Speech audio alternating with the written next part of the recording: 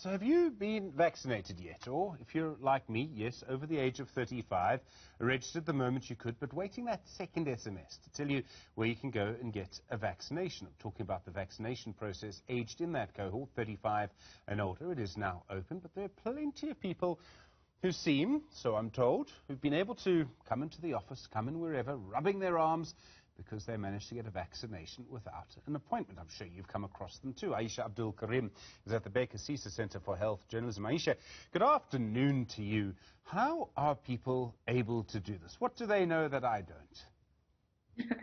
Good afternoon, and thanks so much for having me on today. So essentially, there's no real trick to it. The goal is that the government wants as many people to be vaccinated as possible. And so they're opening up age categories, and, you know, as recently as the 15th of July, which was just last week, people over 35 could begin to register for the vaccine. And when that registration was announced, they were told that people in that group would only begin receiving their vaccines next month from the 1st of August. But because the government wants people to be vaccinated and we want to encourage people to go and get their vaccines, essentially, if you just choose to go to a vaccination site and walk in, it's not like you're going to be turned away, because the goal is we want people to be excited to get vaccinated. We want to use the vaccines that we have available. And so if you are in a qualifying category and you have registered on the EVDS, which is the system that the government is using to track people who are eligible and who are getting their vaccines, once you've registered and you've gotten confirmation that you are registered on the system, you can essentially try to just walk into a site. There is a list of available vaccination sites that's made available on the coronavirus website. You can find a site near to you and go there without an appointment and just kind of try your luck and see if you can get a vaccine on the day. But it is important to note that the sites are, you know, they have to decide on their own if they're willing to accept a walk-in or not. At the moment, all public sites in Gauteng are freely accepting walk-ins of any age. So if you're in Gauteng and you want to go walk into a public vaccination site, they will take you.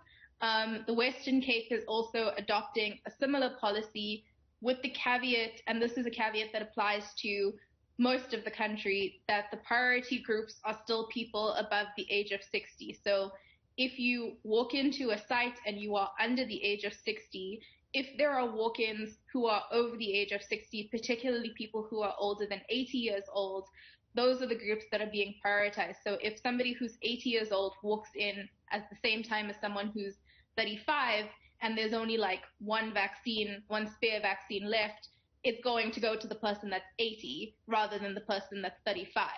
But if there are enough doses at a vaccination site, you can essentially just walk in and say that you're registered on the system and ask if you can get your dose on that day. Does it matter if you go to a public sector site or a private sector site? So, as I mentioned, there are, in terms of like the rules that you have to follow, you're much more likely to be accepted as a walk-in at a public site than at a private site. And a lot of it comes down to also how many doses a site has available to them. So because it seems that for now, at least, public sites are getting more doses delivered to their sites, it might be more likely that public sites have more extra doses than a private site would for the day. And so you might have a better chance going to the public sector than the private sector.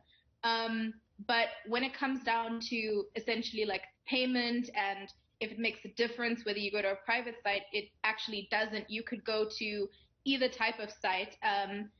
If you go to a private site and you do not have medical aid, the government will still pay for your shot.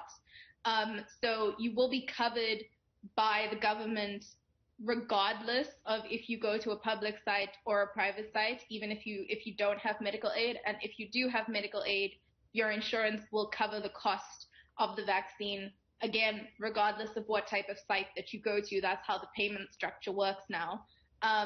So the change in that payment, because previously the government would not pay for walk-ins who didn't have insurance that went to a private site, but they decided to change that policy in order to encourage people to go and get vaccinated and just walk into whatever site was nearest to them.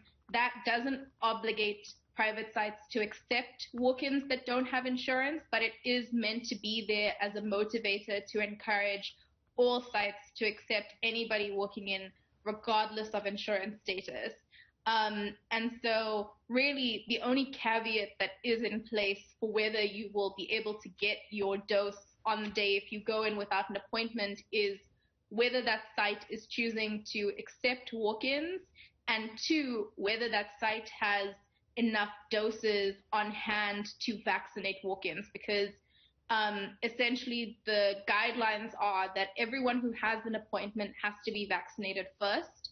And then if there are people who, for instance, may have missed their appointment or were unable to come in on the scheduled day, then there are additional doses available at that site, and those can then be allocated to people who are walking in and who don't have appointments at those sites. And Aisha, what happens about, because this is Pfizer vaccines, right? So what happens to the second dose? If I happen to be in Gauteng, well, I am, but if I'm in Gauteng and I go to a particular place and it's convenient that Saturday morning, would I have to go back to that place in 42 days' time or 28 days' time or whenever it is to get my second shot? Yeah, so even if you go to a vaccination site to try and get immunized without an appointment, everybody is still logged onto the EVDS, which is that system that I mentioned earlier that's tracking the vaccination. So if you go in without an appointment and they give you your first shot, they log that on your profile. So you have to be registered on the EVDS, and they will input that you've received your first shot on this day.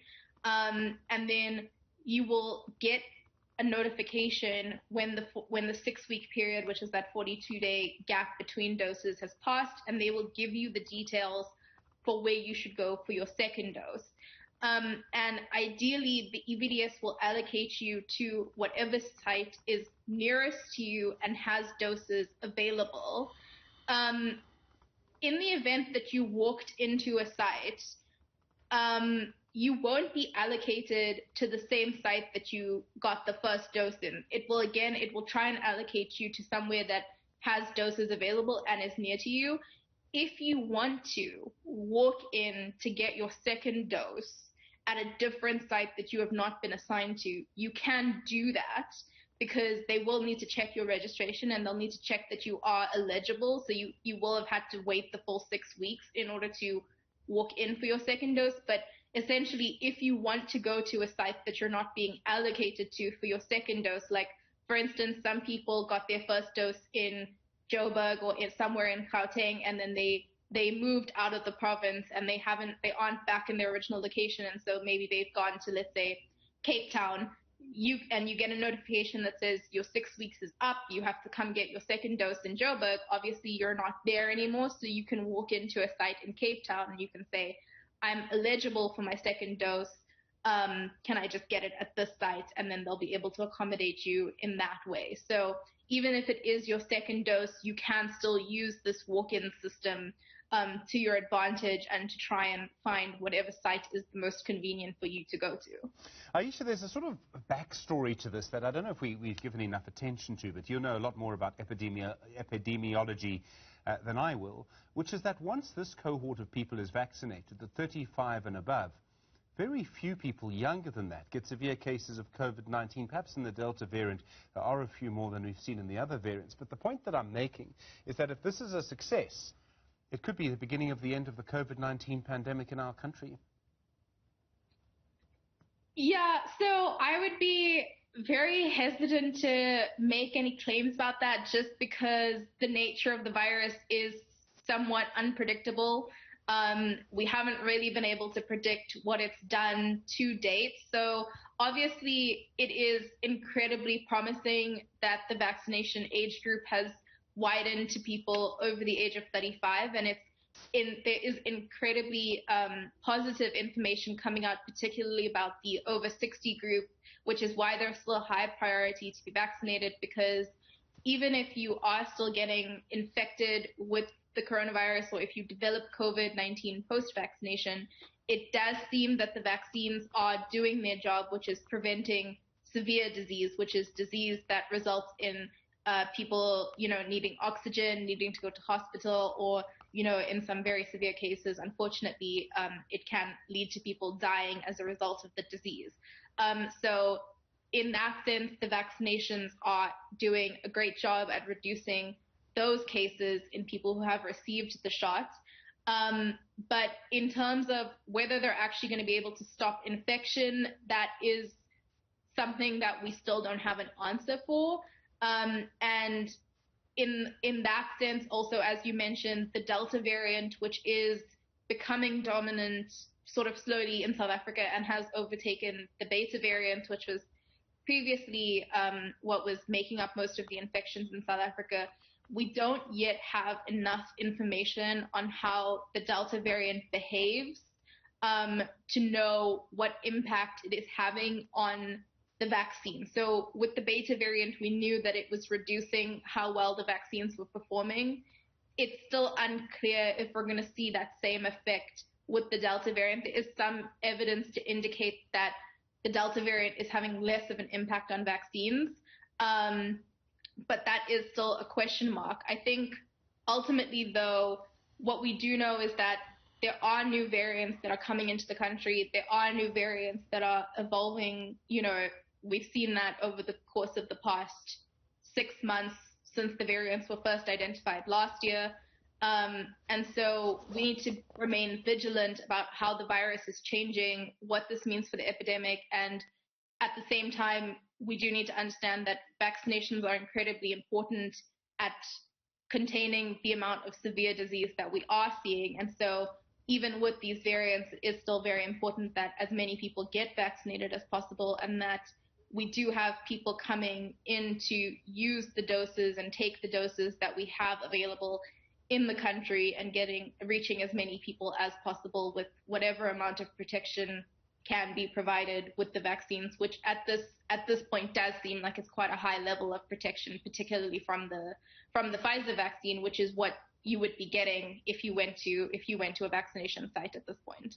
Aisha, Abdool, Karim, thanks very much indeed. Well, if I come in for a shift and you see me on TV rubbing my arm, you know where I've been.